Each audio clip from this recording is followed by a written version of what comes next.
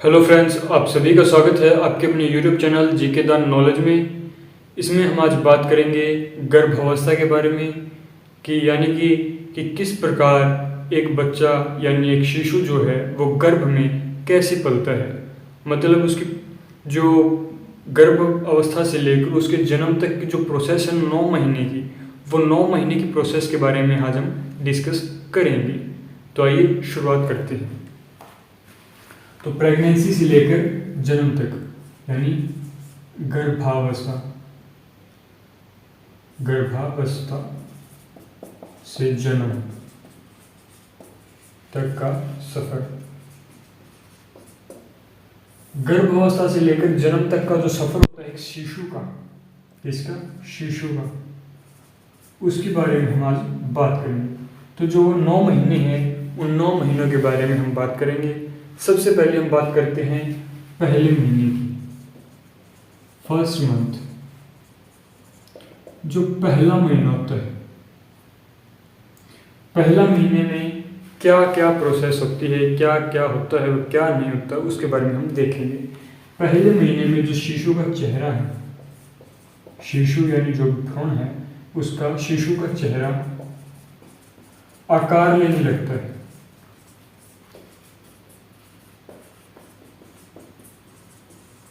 जो शिशु का चेहरा आकार लेने लगता है पहले महीने में, और साथ के साथ उसका जो मुंह है, मुंह यानी कि माउथ, उसकी आंखें, उसका मुंह, आंख, ये क्या है, बनने लगती हैं। निचला जबड़ा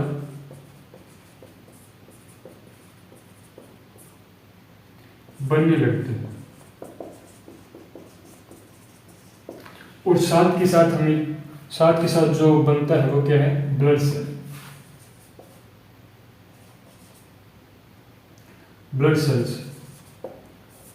सेल्स भी बनने शुरू हो जाते हैं। मतलब कि जो पहले महीने में ही जो है रक्त का संचार होना शुरू हो जाता है बच्चे के अंदर, यानी जो शिशु होता है उसके अंदर पहले तो उसका जो चेहरा बनना शुरू होता है, आकार लेने लगता है शिशु का, उसके साथ माउथ बनता है, जो आंख बनती है, उसके जो निचला जबड़ा है, ब्लड सेल्स हैं, ताकि उसके अंदर खून का संचार होना शुरू हो जाए। क्योंकि वो क्या है, बच्चे के जो प्रोसेस पूरी करने शुरू कर देता है। और उस समय जो पहला महीना होता है, इसमें जो इसका आकार होता है वो चावल के दाने से भी छोटा होता है। चावल के दाने से भी छोटा, चावल का जो दाना होता है उससे भी छोटा होता है पहले महीने में। फर्स्ट मंथ में जो शिशु का चेहरा होता है वो आकार लेने लगता है, मुंह, आँख, निचला जबड़ा ये बनने लगते हैं, ब्लड सेल्स बनने लगते हैं, और जो चावल के दाने से भी छोटा इसका आकार होता है। इसके बाद आता है सेकंड मंथ। दूसरा महीना। जब दूसरा महीना आता है तो उसमें क्या होता है, चेहरा का जो है वो विकसित हो जाता है। चेहरा और विकसित होता है।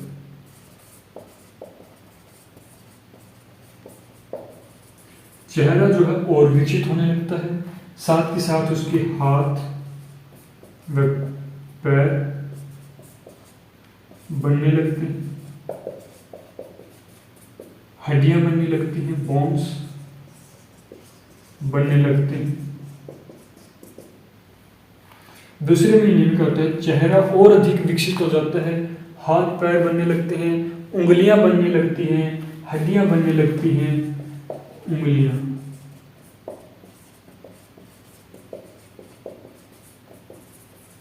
जो उसकी उंगलियां हैं वो भी क्या है, दूसरे महीने में बननी शुरू हो जाती हैं। चेहरा तो आकार ले चुका था, वो अब क्या हो गया, दूसरे महीने में और थोड़ा विकसित हो गया। साथ के साथ जो उसके हाथ है, पैर हैं, उनके हाथों की उंगलियां, हड्डियां, ये क्या है, ये भी क्या है, बननी शुरू हो जाती है दूसरी अवस्था में। इसके साथ साथ ब्रेन और स्पाइनल कोड को जोड़ने वाली, ब्रेन और स्पाइनल कोड को जोड़ने वाली जो न्यूरल ट्यूब है,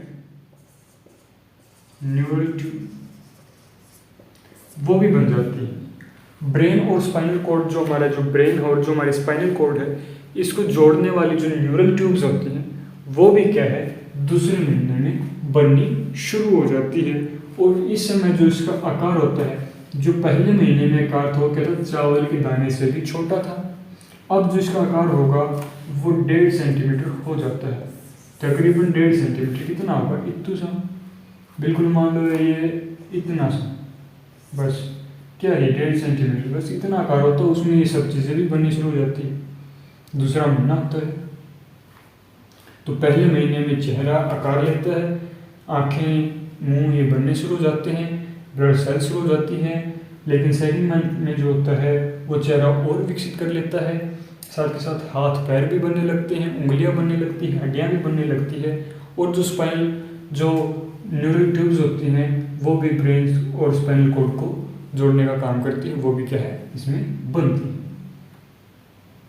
कर लीजिए, फिर आगे चलते हैं तीसरे महीने में।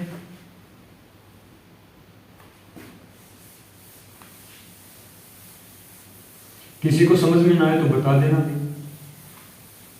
जो भी समझ में ना आए पूछ लेना, कमेंट कर देना,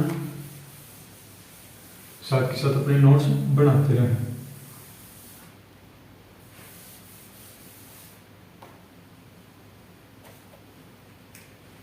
अब आता है थर्ड मंथ।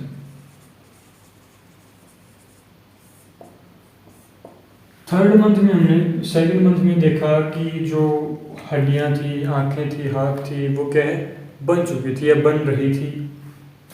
तो अब थर्ड जो मंथ है वो बहुत ही इम्पोर्टेंट पीरियड होता है, इम्पोर्टेंट पीरियड होता है।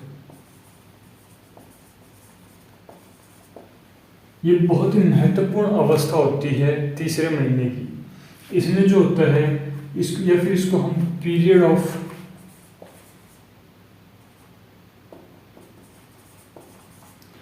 ऑर्गोजेनेसिस कहते हैं।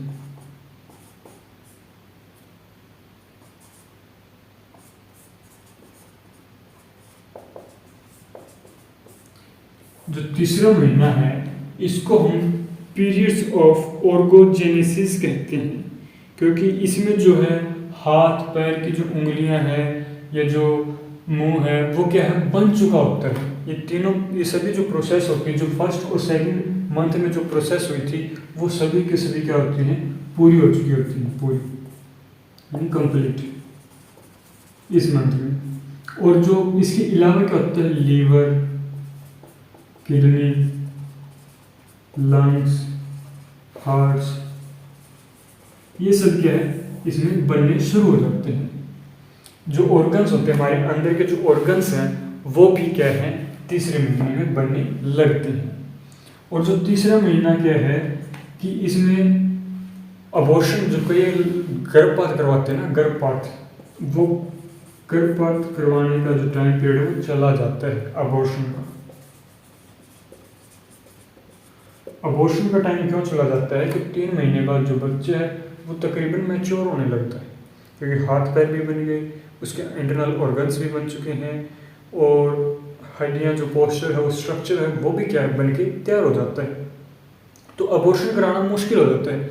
अगर इस दौरान अगर अबॉर्शन हो भी जाता है तो मे भी हो सकता है उस लड़की की या जो महिला है उसकी डेथ भी हो सकती है इस दौरान। तो अबॉर्शन के जो चांसेस हैं वो कम हो जाते हैं इस दौरान, संभावनाएं कम होती है अबॉर्शन की। और इसमें जो है शिशु का जो पहला चरण होता है, फर्स्ट जो स्टेज होती है वो कंप्लीट होती है। फर्स्ट स्टेज यानी पहला चरण कंप्लीट होता है। फर्स्ट जो चरण होता है, पहला जो स्टेज होती है वो इसमें कंप्लीट हो जाती है, और इसकी जो शिशु की जो लंबाई होती है वो 5.4 सेंटीमीटर तक होती है। 5.4 सेंटीमीटर तक इसकी लंबाई हो जाती है। ये थी हमारी थर्ड मंथ या थर्ड स्टेज कह सकते हो, तीसरा महीना। बात करते हैं फोर्थ मंथ की।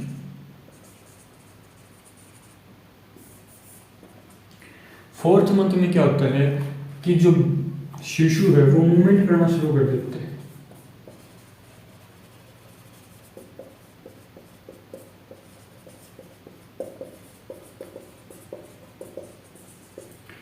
जो मूवमेंट है वो करना शुरू कर देता है चौथे महीने में।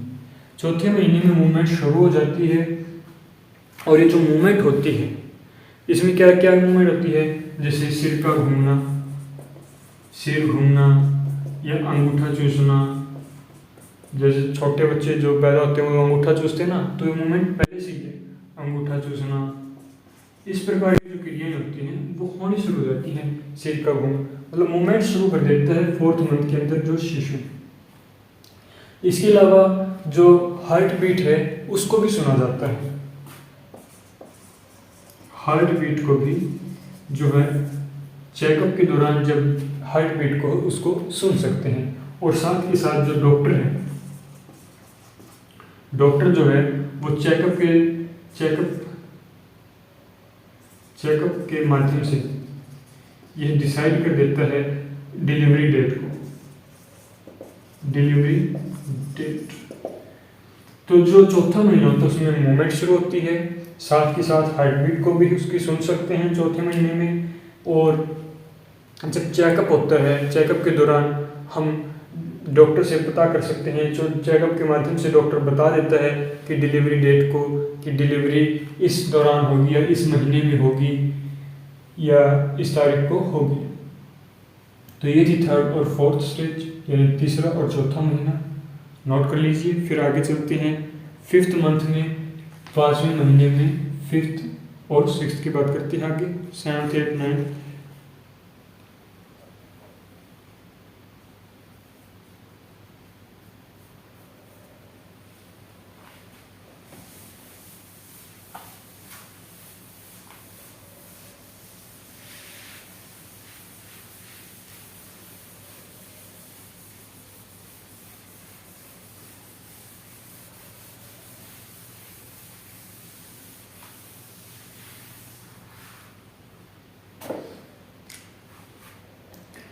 थर्ड 4th पहले था 5th मंथ की बात करते हैं, जो 5वां महीना। चौथे महीने में डेट मिल जाती है कि इस दिन पैदा होगा और उसकी हार्ट बीट हम सुन सकते हैं। 5th मंथ में क्या होता है, जो बच्चे के बाल होते हैं, बाल, सिर के जो बाल होते हैं सिर के, वो बनते हैं। आपने देखा होगा जब बच्चे पैदा होते हैं तो उनके सर पे थोड़े बहुत जो नगण्य बाल जो होते हैं, जो नए के बराबर 10-12 जो बाल होते हैं लाल कलर के, तो वो बाल बनने शुरू हो जाते हैं। लेकिन जब बच्चे पैदा होते हैं तो 2 से 3 दिन के अंदर उनके वो बाल भी क्या होते हैं, झड़ जाते हैं, ख़त्म हो जाते हैं। और 5वें महीने में इसके साथ साथ बाल, सिर के बाल बनने शुरू हो जाते हैं, साथ ही मांसपेशियाँ बननी शुरू हो जाती है।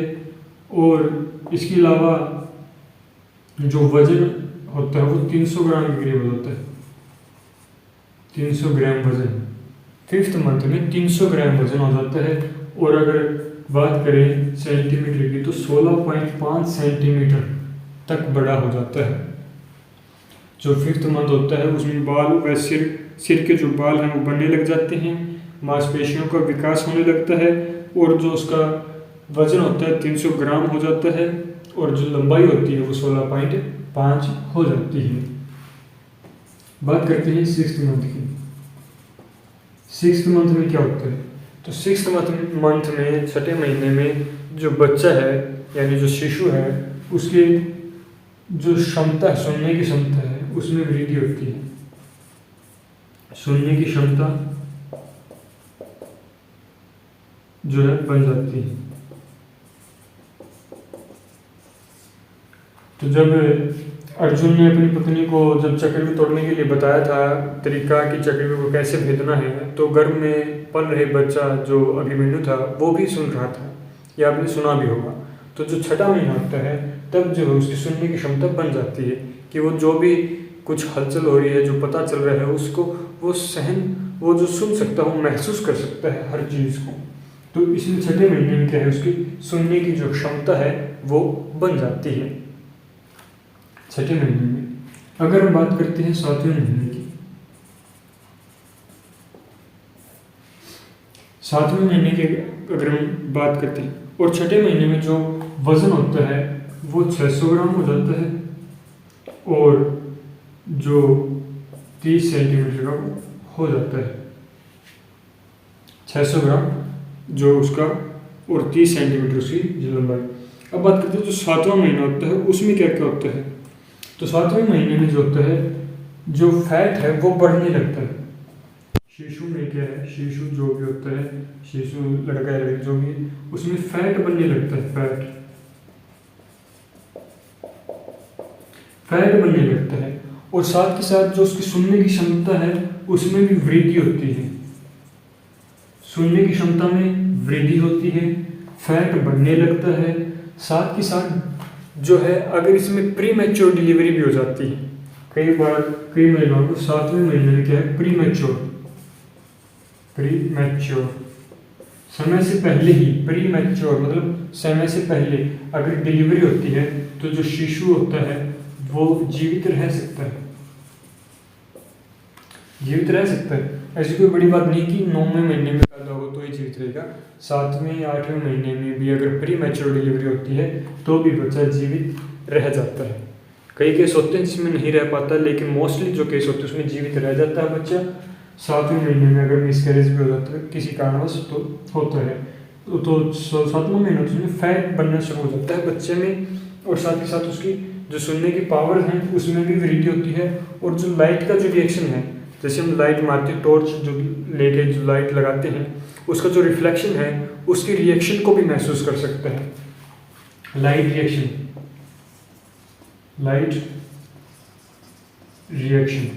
जो लाइट का रिएक्शन होगा उसको भी महसूस कर सकता है 7वें महीने में बच्चा।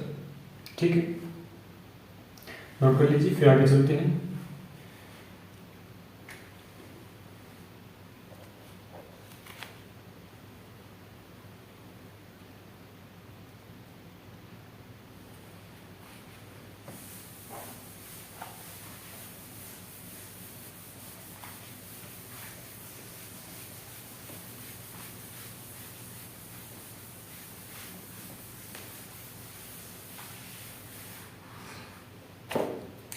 अब बात करते हैं 8th मंथ की, 8वें महीने की बात करते हैं। तो 8वें महीने की अगर हम बात करें तो इसमें जो है दिमाग का विकास होना शुरू हो जाता है। दिमाग का विकास 8वें महीने में जो बच्चा है या जो शिशु है उसके दिमाग का जो विकास होना शुरू हो जाता है, और साथ के साथ उसके जितने भी इंटरनल ऑर्गन्स बचे हुए होते हैं, जो भी प्रोसेस बची होती है वो पूरी होनी शुरू हो जाती है, लगभग पूरी हो जाती है वो सभी प्रोसेस।